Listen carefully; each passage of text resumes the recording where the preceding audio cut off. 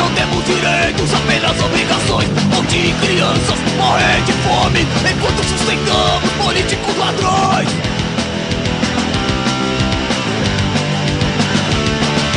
Somos vítimas da podridão, porque vivemos na merda do sistema. Queremos apenas liberdade, Estado é o nosso maior problema.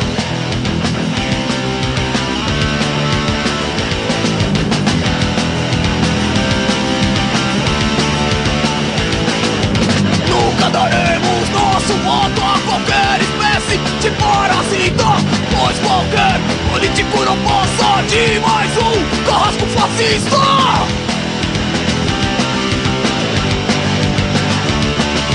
Somos vítimas da podridão, porque vivemos na merda do sistema. Queremos apenas liberdade, Estado é o nosso maior problema.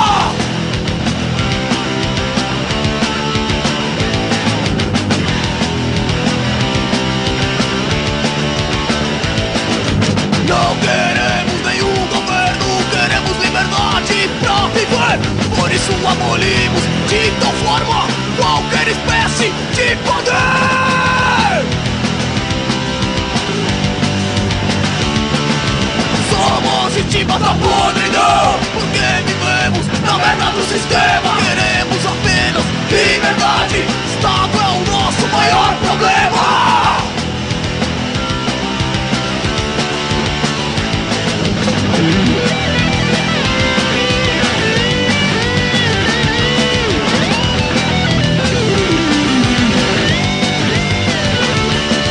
Somos vítimas da podridão, porque vivemos nessa porra de sistema.